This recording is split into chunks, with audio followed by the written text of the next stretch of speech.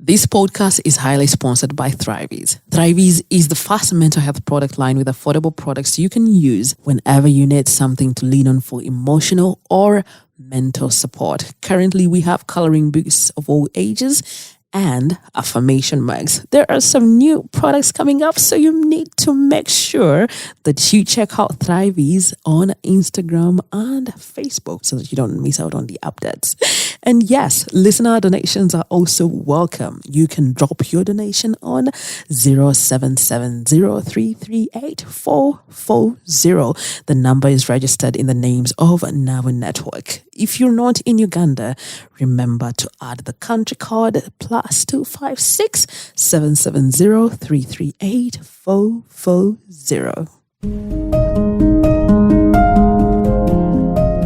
Hey, welcome to Hashtag with Nabuguzi Kiwanuka. This is the #1 African millennial podcast that sits at the intersection of mental health, self-discovery, and personal growth. If you're new here, welcome to your new virtual home. Be sure you hit the subscribe button wherever you're listening in so that you don't miss out on any of the future episodes. And if you're a returning listener, thank you so much for being the heartbeat of the show. This right here is oh wow. When I was talking, I remembered the very first time I was speaking into my phone, and I'm even getting teary.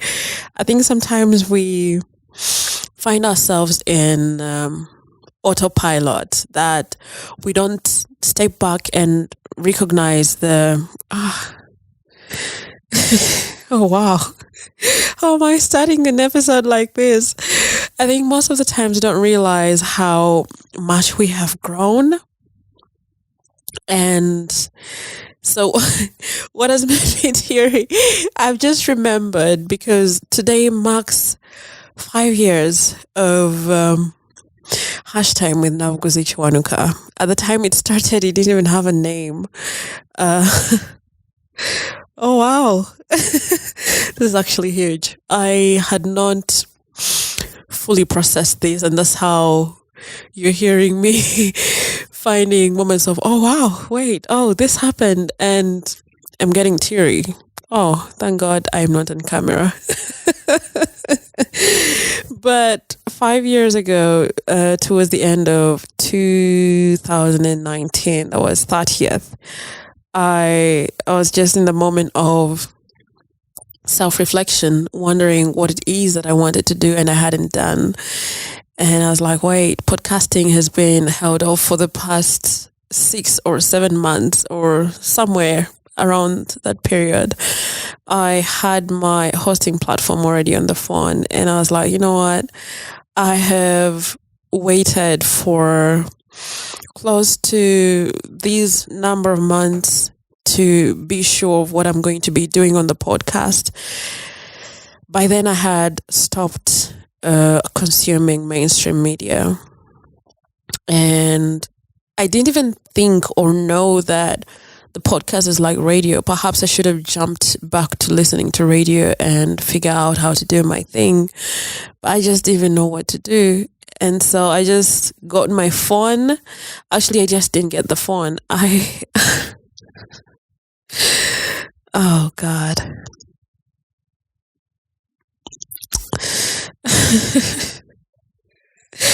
Oh, I'm gonna cry.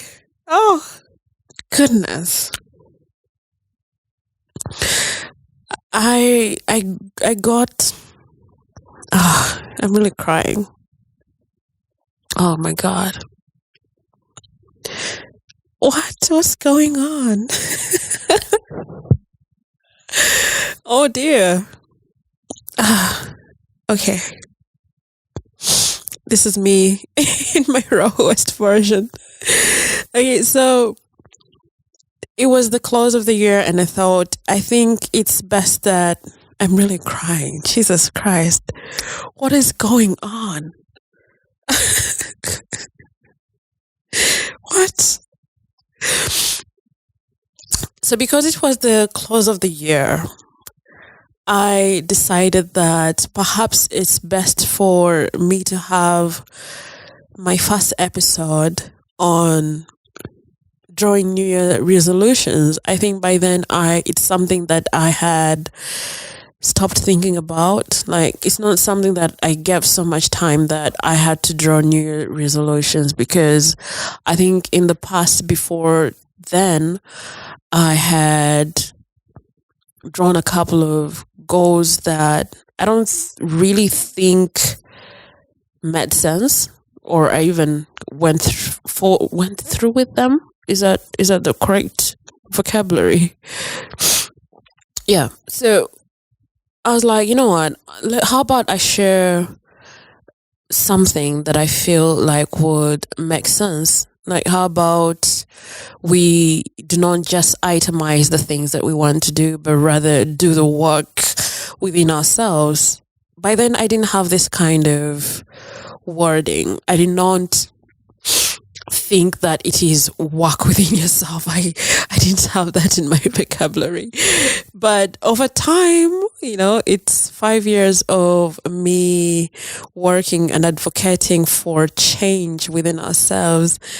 I wanted to, there's a time when I wanted to share a picture of, I'm crying again.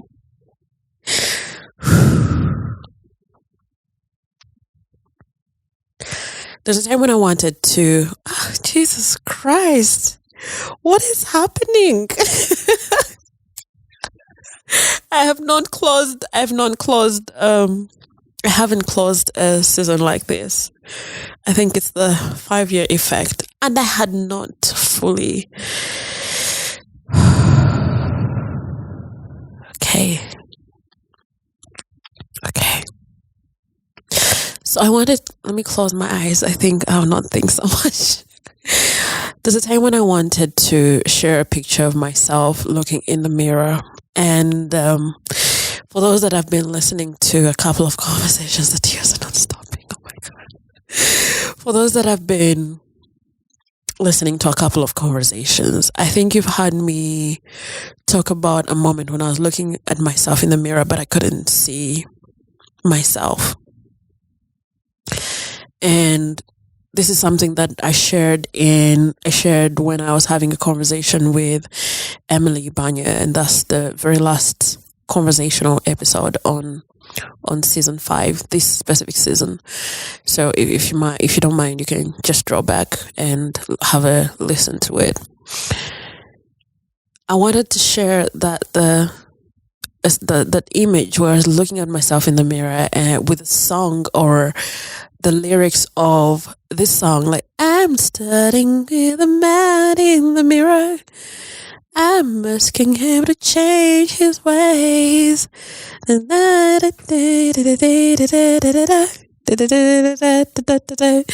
so where I was going with that is,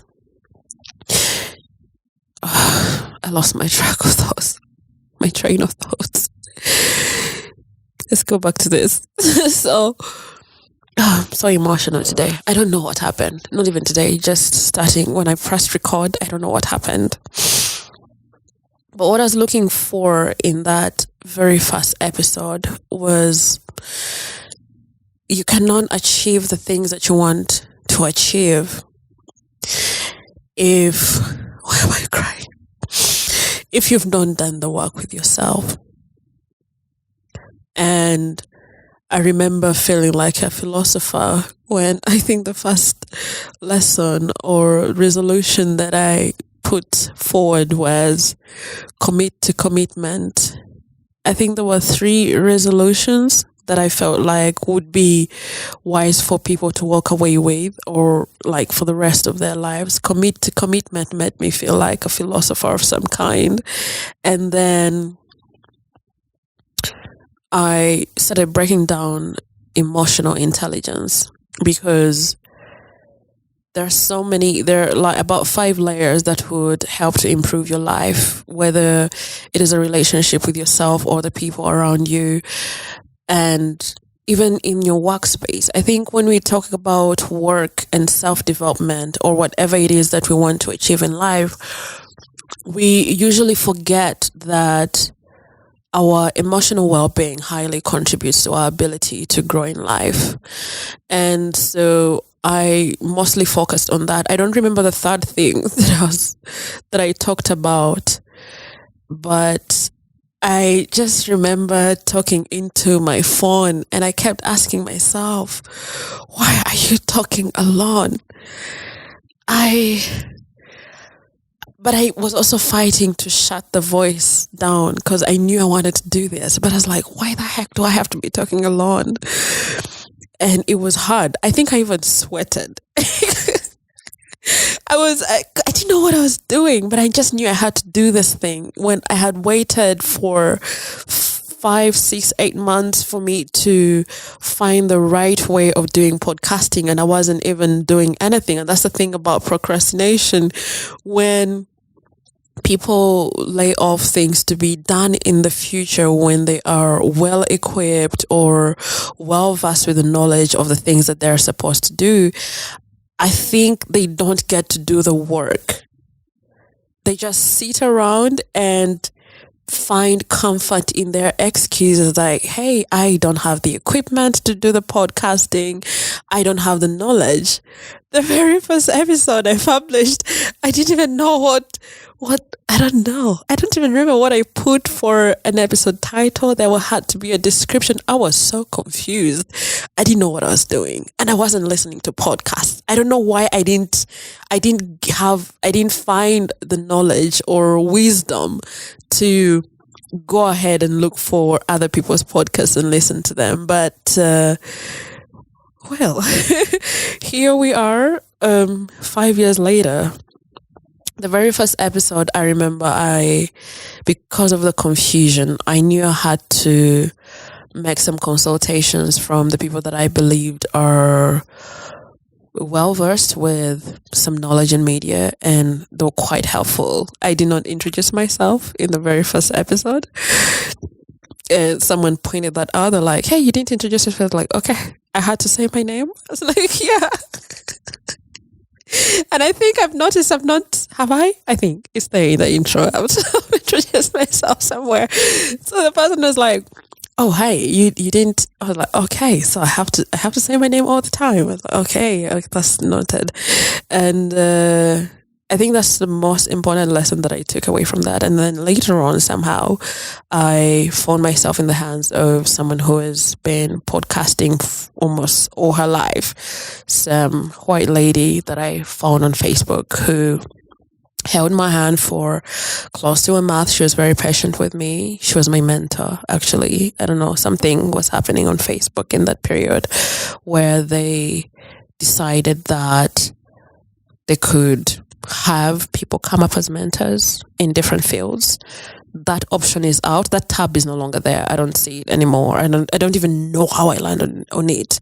Maybe it was just the universe doing its thing of, hey, you want to do this podcasting thing? How about you check this option? So I would say that she actually contributed to my growth as a podcaster, because when I returned, I definitely knew what I was doing. She had asked that I first outline 7 episodes. That way I will not be able to fall off track. I'll be able to see that the podcast grows even to a lifetime, I guess. But when I wrote down a couple of topics that I wanted to talk about, I think we were in 30 something. There were so many things I wanted to talk about. Wow. Yeah. So 5 years later, here we are. And I don't think in the beginning I wanted to just talk about mental health, or even I didn't dream that I was going to be a mental health advocate. I just wanted us to have impactful conversations, things to challenge status quo. And when you listen to the first intros, you will listen that I was just here to challenge status quo. But it so happened that when COVID was coming in and lockdowns were happening, I realized that every time I talked about mental health, and that was before the official lockdowns in Uganda. Every time I was talking about mental health, there were people that were dismissing it and trivializing it. But it kind of made it feel like it gave me an aha moment that, wait a minute, perhaps I should niche down. I still didn't know the word niche at the time. Like, perhaps I should niche down and advocate for conversations on mental health, because I knew when the lockdown hits, stuff is going to go down the rabbit hole. And I think my first guest was Dr. Linda Kulabako. By then, she was Dr. Linda Nakalawa. I've seen that there is a change in her name, and that's how the whole thing started. But the first year was quite hard for me. Like I told you, I didn't know what I was doing in the beginning. Kind of got the knowledge to know what I'm doing or how to go about it. And while I wanted to have the podcast as a conversation starter, I realized the feedback that was coming back was not a continuation of the conversations that I had shared. People were coming in with things like, hey, is that you talking? You sound great. I was like, bro, I'm just talking. What do you mean I sound great? And then someone else comes to that. I was like, okay, you know what? I think my content doesn't hold water. I don't like to look at it.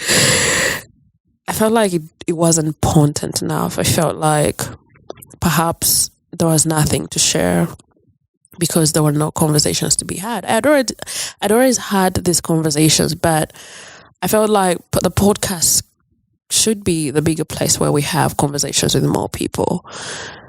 But the first year was hard. And I started convincing myself that perhaps there's nothing I have to offer in this space. And yet I believed there were conversations that were very important to be had. But we weren't having them outside the podcast because I was talking alone and no one was coming in to say, hey, that thing that you said, I'm thinking of it like this. So I was like, oh, shit, I think I need to leave. But I learned later on that there is such thing as imposter syndrome. And lucky for me, because that was September of the first year. And I was like, oh, this is what I'm dealing with. I have fear of judgment, fear of whatever, blah, blah, blah, blah. And I'm feeling incompetent. And that's how I came out bigger and stronger in 2021. 2021 is, wow. 2021. Oh my God. I think I was just returning for season 2. And oh God, this is information that has never been out there. So in the first years of me as a podcaster, it was the main challenge that I had was finding where to host and have conversations with my guests. And what was happening in there is that I was walking to where they are. Okay, not walking by foot, but whenever. I think you understand what I'm talking about. I had to go and find them where they are, their homes. I started some hotels, but because you're not at the hotel as a content creator, you've just walked in and sat with someone, you cannot avoid the background noise. People are scrubbing floors or the compounds. Birds are competing with you, and people are also sitting next to you and having their own conversations, and you're not going to ask them to keep quiet or even ask them to sit far away. And then also having to walk to people's homes. I started getting worried as a girl. You don't just walk into a man's home just because you want to have a conversation on the podcast. right? Especially if I want to have conversations with men that I do not know, or even those that I know but do not trust, right? So this time, I told the guest, I was like, I'm not sitting in your home, so I don't know what place is convenient for you. So he suggested a place in his neighborhood. It was a picturesque place, very beautiful, up on the hill. And we had our conversation, well recorded. We were seated it turned out we were seated on someone's property. I had no idea. I thought it's just an abandoned place or something. I had no idea, really, because he suggested it, so we just sat. This lady walks out of the gate. She walks past us. I think we even greeted her. She walked past us. And the next thing we see is police. Police. My guest gets on handcuffs with his friend that he had come with, and some kids that were on the other side of the hill were also taken. And so I was very confused. I was just there. The police officers did not approach me. They were just, it's like I was invisible to them.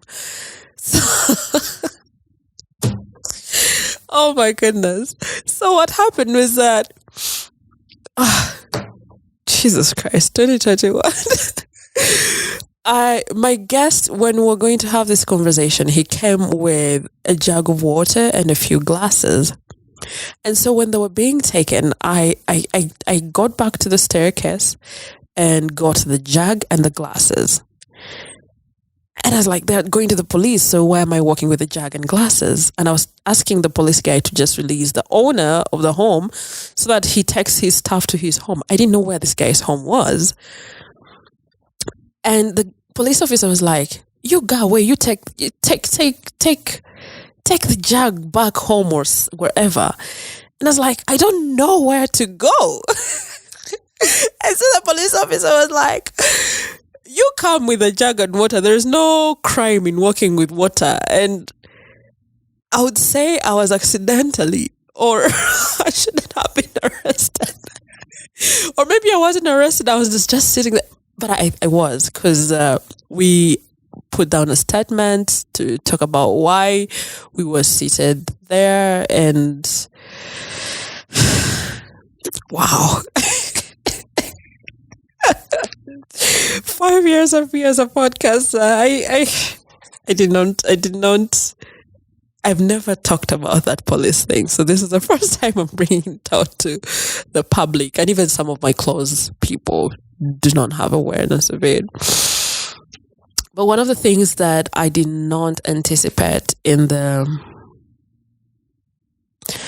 journey of mental health advocacy is the ripple effect it had on my personal life.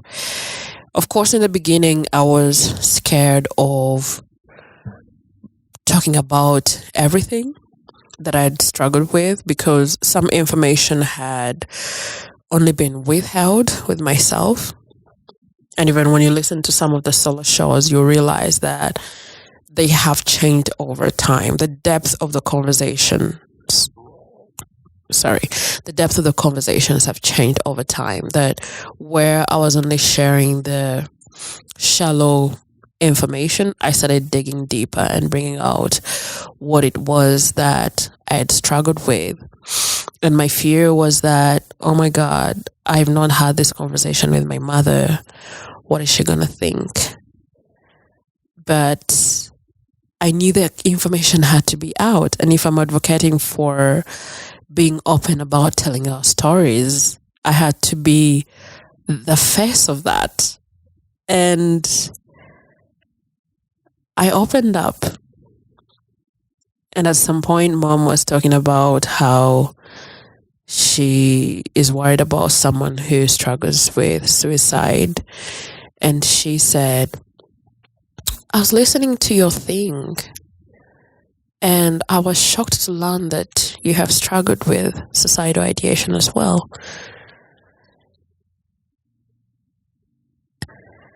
That moment opened up conversations on mental health and suicide and whatever underlying thing is in mental health is never something that mom and I had discussed all my life, and yet I was right under her nose struggling and she was unaware. So I think in a way the podcast helped with building more connection between mother and daughter, because the conversations are a lot better. The conversation, of course, we used to have conversations, but never in the emotional world or mental well-being. And then last year, was it last year? Yeah, last year we had my cousins at home, my aunt, and when they were leaving at the end of dinner, one of my cousins was, and then last year we had my cousins at home, my cousins, my aunt, we had them for dinner. And at the end of the dinner, one of my cousins was putting on his shoes. And he said, "Hey, by the way, thank you for," gosh, I'm getting goosebumps. Say thank you for the work that you do.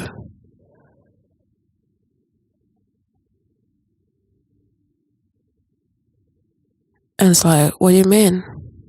And he said, "There is a conversation you had about suicide and then also posted about it in a written format. You don't know how much that saved my life, because I was done."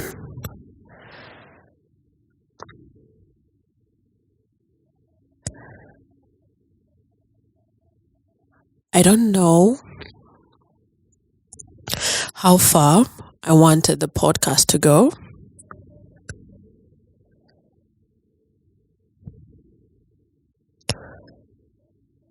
But sometimes I guess you don't see it happening in your home. And it's a thing that I keep telling people that trivialize mental health or dismiss conversations about it, that you don't wait for it to first come to your home for you to say, "Oh, by the way, mental health is real." Something that was happening with COVID. Some people were coming out to speak about it with this tonation of, "Hey, by the way, I have my aunt who got COVID. It's real." It's not that I felt like my family is immune to it, immune to mental health struggles, because I myself struggled anyway. I don't know why. I don't know why I froze. Maybe it's the thank you coming from family. Could be that. Could be that. It must be that. And it could be the reason as to why I'm crying. The couple of people that have been coming to me and sharing their stories off the podcast, that is, they listen to an episode and they're like, "Wait, I could relate to what this person talked about. I really loved the conversation and it helped me in such and such a way." And one of the people that some of these reviews come in at the time, I don't know how things work. But a couple of these reviews come in at the time when I feel like I don't think this is even worth it. There are days I've been podcasting for this long, and yet there are still days when I feel like I don't think this is impactful. And I think it's because of the conversations I see online where I feel like, nah, I don't think this is doing anything. But then sometimes I remember the people's reviews. If someone that you don't talk to in over a year, but they have your contact,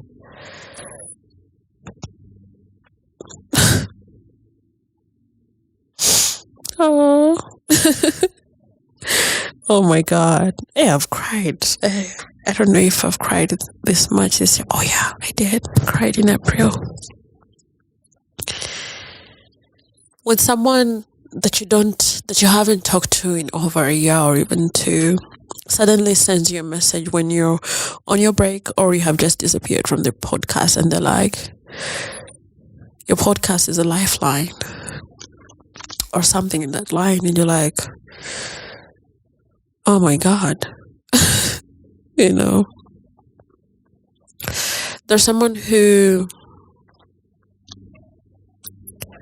shared about how they landed on my podcast in a period or season when they wanted to find all information there is on mental health and be supportive of their wife because he had just learned that she was mentally ill. And he still shared the same sentiments of, you don't know what your podcast has done for me.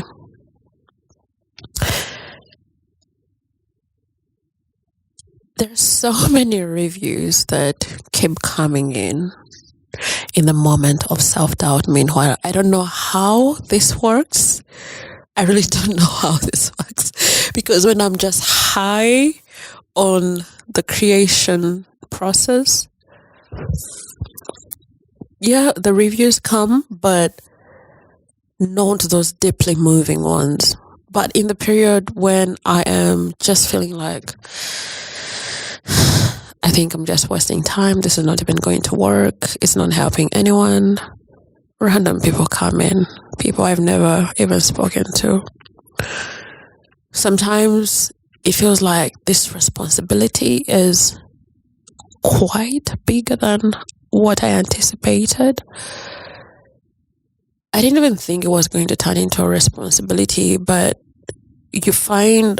I find myself in a position where I'm like, damn, if I just disappear, I'm abandoning some people who need this information or these conversations. So in my seasons or periods of doubt, I'm definitely grateful to the people that have come through and shared words of encouragement or reviews. I do definitely appreciate the listeners, but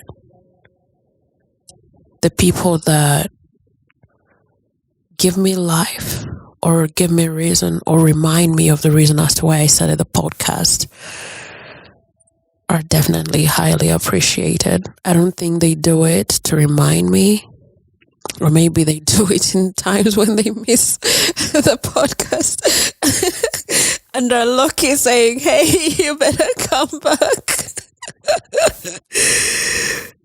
But I'm really appreciative of them. It's a great deal of gratitude going out to them.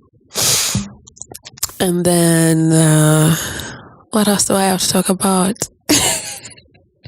I'm coming to you in my rawest version. I'm not going to be editing this at all. I'm just going to put it out the way, yes, I'm doing it the style I did it. I'm doing it the exact style I did the very first episode. So yes. Oh my God, I'm so confused. Oh, What else do I want to talk about? I think there's some lessons that I've learned, especially on the imposter syndrome. I've learned to ask myself in moments of fear, whether it's fear or self-doubt. Yeah, self-doubt. I'm very, very guilty when I talk about that because it comes in a lot. Imposter syndrome. The thing that I've learned in moments of fear is, what's the worst that could happen? And all my answers they do not affect my life in a way of saying, "Oh, I'm going to die," So I've learned to face fear and walk directly towards it and just do things anyway. There are moments just as much as I'm crying right now, there have been moments in some conversations with guests that have brought me to tears. And I think the one that I remember the most is, why am I crying? Jesus Christ. The most that I remember, I think it was episode 34. Maybe not 34, I'm not very sure. But at least I know the title of the episode is Forgive Yourself. I've spoken about moments where I had to forgive myself, or the season, that specific period when I had to forgive myself, and it was nasty work. And when I was having this conversation with Ezra, he said, if you cannot forgive yourself, I think he was talking about it in context in relation to God or something like that. He was like, God is a very forgiving God, but if you have not forgiven yourself, there is no way you can find grace, something like that. He gave a sermon, and I had to blink back my tears. I have to ask him if he saw me. But I almost cried. We were in his car, meanwhile. That's where we recorded the episode from. I blinked back my tears. I was like, get back in character. This is not time for you to cry. There have been so many moving conversations on the podcast, and I really, really, really, really appreciate and say thank you to all the guests that have shown up to this podcast. The yeses that you have given to show up on the podcast are a form of affirmation of the work that is being done. And in a way, you have also influenced people's lives. Because hadn't it been for you, I don't think we would have reached ears in 94 countries. Because right now, when we look at the statistics on the podcast, it's listened to in 94 countries. So yeah.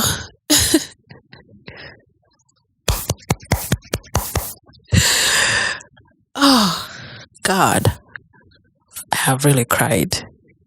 Maybe I'm not crying. It's just tears that are tying themselves on me.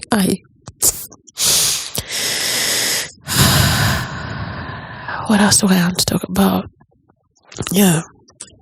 I'm also appreciative of the people, the support systems that I've gained over time.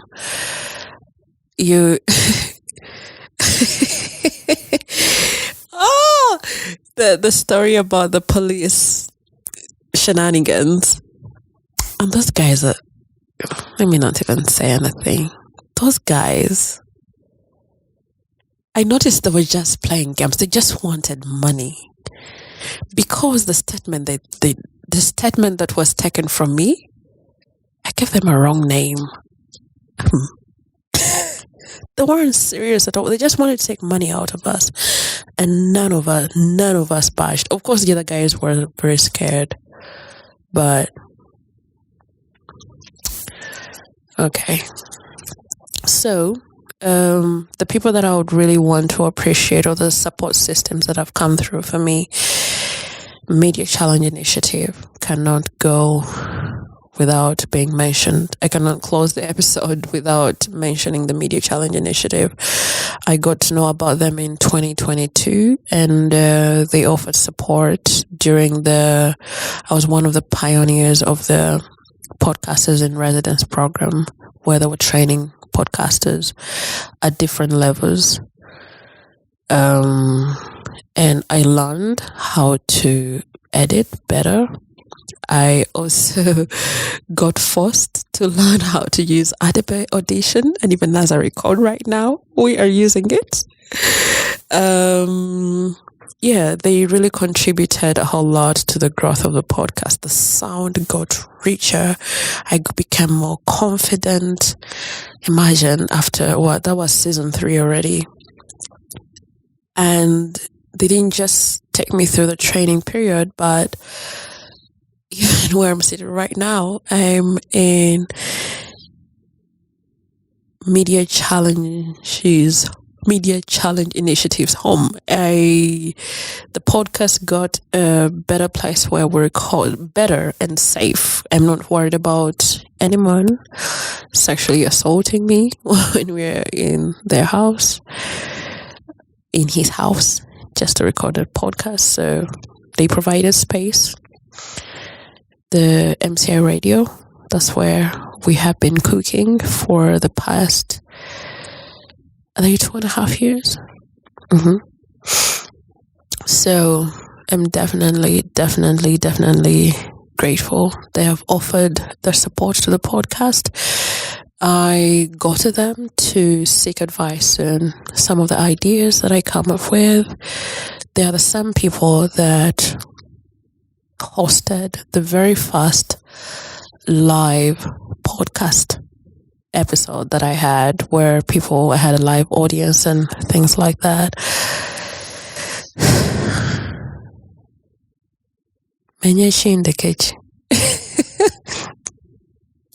What can I say and what can I not say?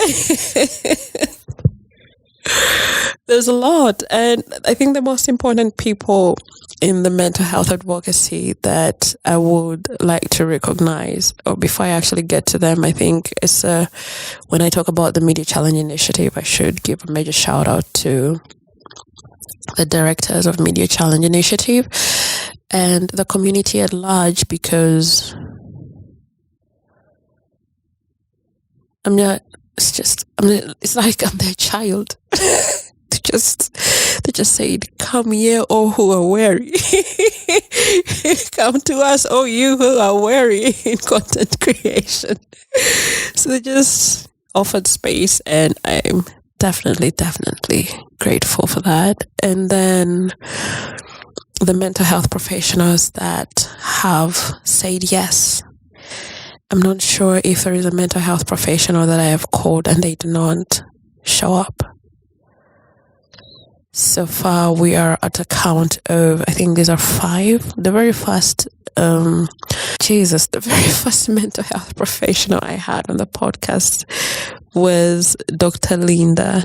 By then, she was Dr. Linda Nakalawa. I think I talked about her already, because it feels like I've already said that. And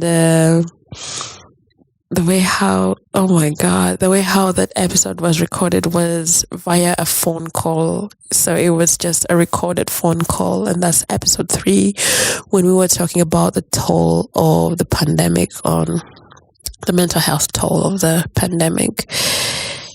And I just didn't know what I had to do. I didn't even know how to do the artwork, and it was very confusing. And when I first called her, the network was so bad. It's not even via the internet, just mere phone call. And she was like, "You know what, how about I call you?"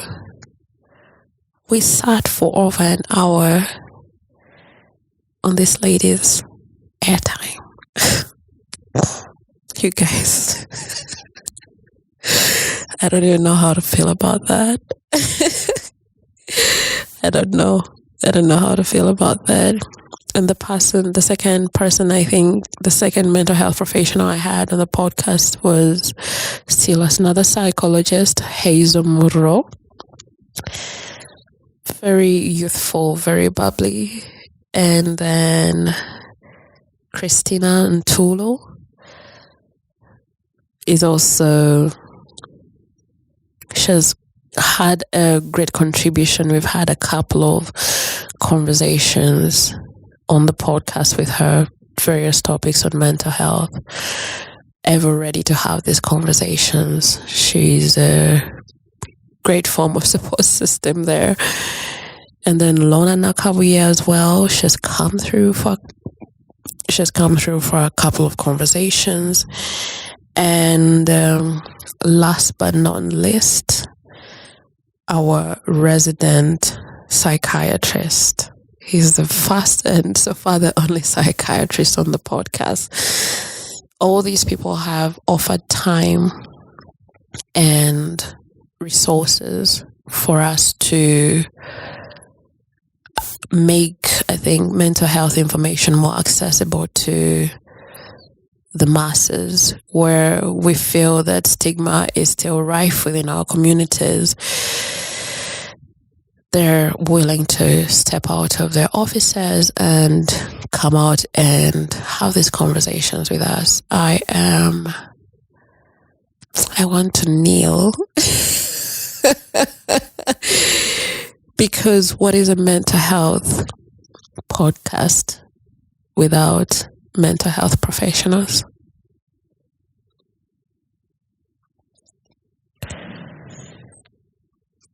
I'm really grateful for the invaluable support that you guys have rendered to the HTNK community. Yeah. And then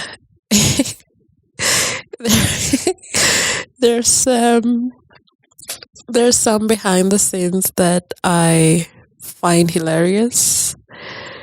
Besides the police story, there are some hard-headed guests I've had on the podcast.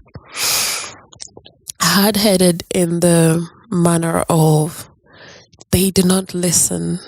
They did not listen to my guidance of the conversation, but came here probably ready with their premeditated conversation. And so I'd ask a question and they'll just shut me up.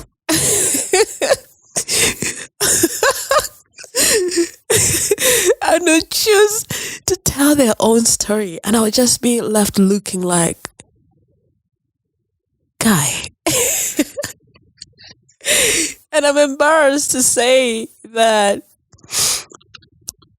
I have dozed in those incidences while having these conversations with those three people. I think it's a moment of, thank God we're not on camera. But why do they do that? I didn't have the balls to ask them at that moment. But going forward, you're not coming on the podcast and just sidelining me like that. There are people who come on the podcast and just say, you don't talk to me. I've come to say my own story. Like, bro, I am the host. Oh my goodness. I'm glad we're not on video, because I'll be like, the world would have judged me for dozing throughout an episode. Because like, having a conversation with someone and you're struggling to keep your eyes open and at the same time praying that they're not seeing that you're dozing. They didn't mention it. I think if they had, I would have told them that you sidelined me. You decided to just talk to yourself or talk to your own fans.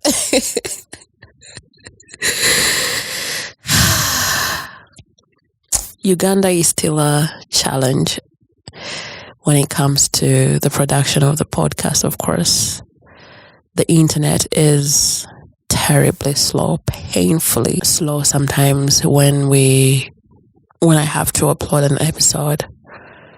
But yeah. Oh my God. The podcast has grown into something bigger. It has broken out into two extra arms, which form Nabu Network.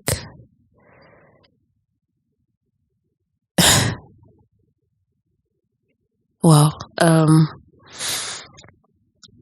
so right now the mental health advocacy is not just about Hashtime with Nabuguzi Kiwanuka, but we have Thriveys and a mental health garage.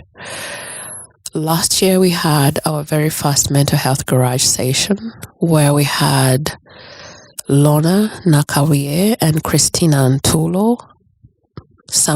Those are some of our psychologists that we have been with, we have walked the journey with, and they were willing to subsidize their fees to have these people meet with them and have conversations with them. The reason as to why the podcast had to grow beyond that is some of the feedback that was coming in was, definitely we need the mental health support. I acknowledge that I'm struggling and therefore need support. But it looks like I cannot afford it. And at some point I felt like, okay, maybe I should even stop talking about mental health, because why am I advocating for something that is not affordable? I felt like I was going to turn into a source of stress to the people, that in the midst of their struggles, I've brought them to light or awareness of, and yet I can't provide a solution. And so the mental health garage came for that reason, to make the mental health services affordable and accessible.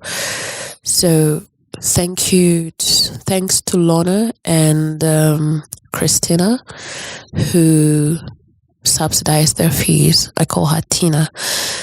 I asked, I just made a call like, hey, what are your fees?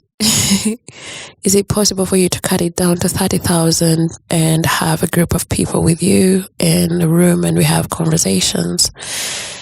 And they're like, great, yeah, we can. I was like, okay, so we're gonna do that and then ask an extra 20,000 that can feed these people.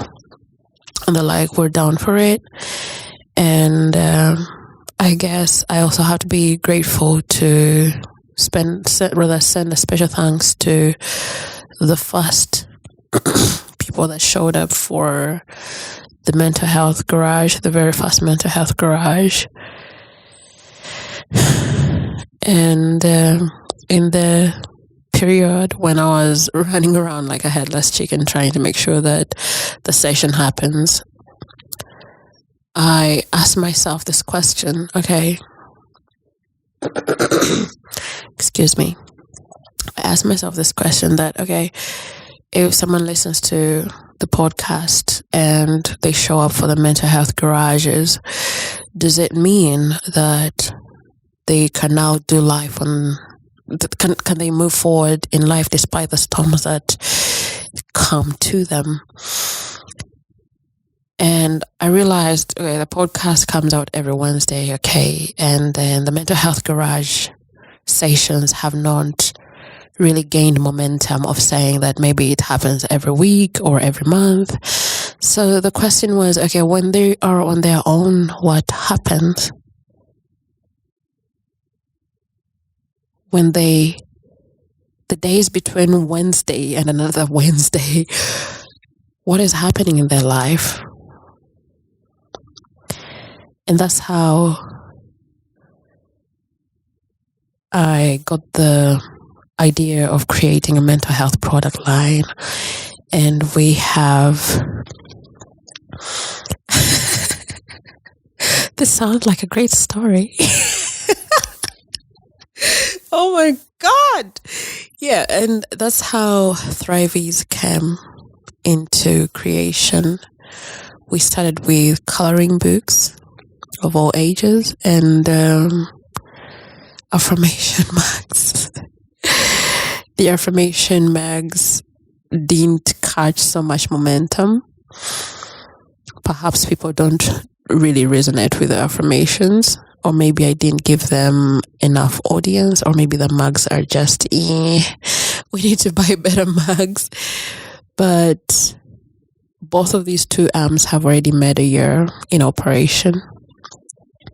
Mostly Thriveys, I would say, because in a year we've only had one mental health garage session. So, but still, I would say it's an operation because it's all under this. All these three arms form what grew into a mental health hub, Navu Network.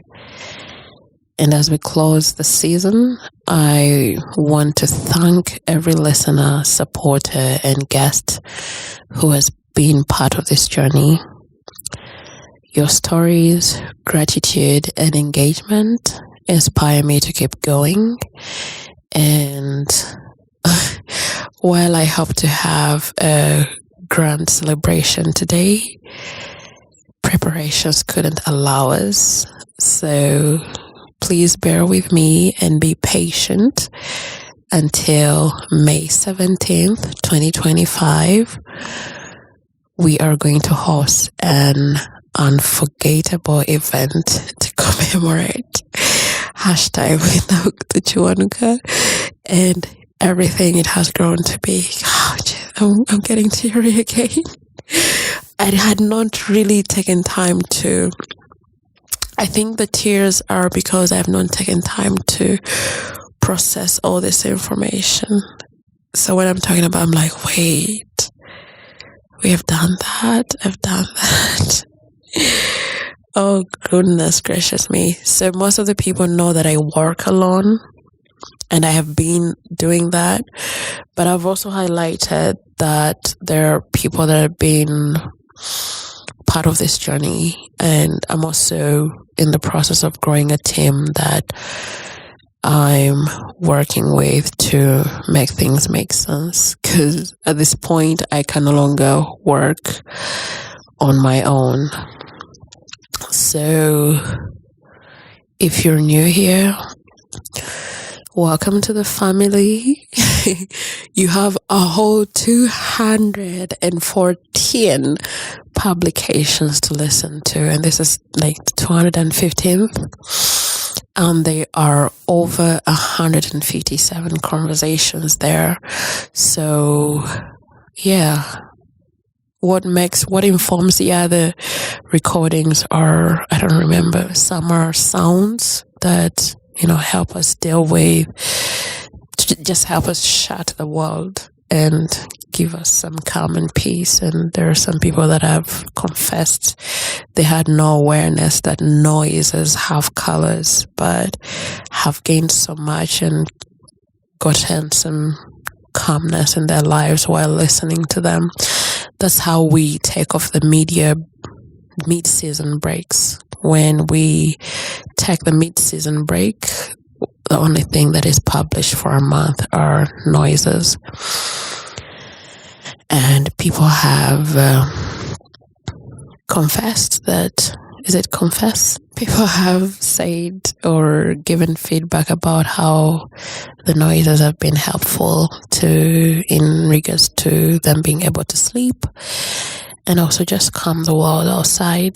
That is the world inside there, calm the noise in their heads. Yeah.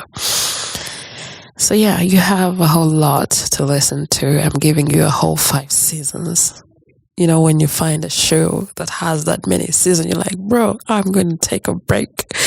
So while we're still having this festive season, I know I've not marketed enough this year because, meanwhile, I quit formal employment. So this year has been more like a baby moving towards the toddling stage of full-time mental health advocacy or entrepreneur, whatever you can call it. So my hands have been spread all over the place trying to make this sustainable. Yeah. So next year we'll do better. The marketing will be better.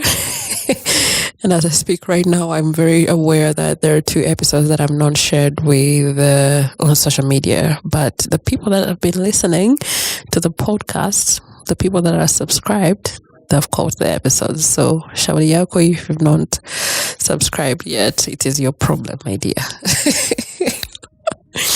You can't wait for me to give you a goat and also ask for a rope, my friend. Just you have to be looking for this information yourself.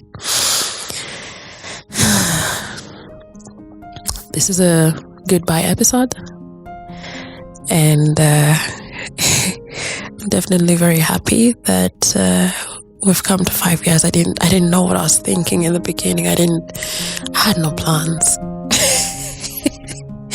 I really had no plans. I don't know. 5 years. It feels like a very long time. Half a decade.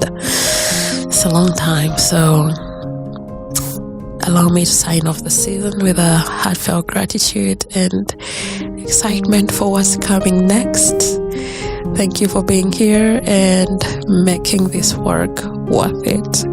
We are going to be coming back for season 6 season 6 on 5th February 2025, and I think I'll announce the theme of the year much later. There's a lot of work that is going to be done next year, and so be ready.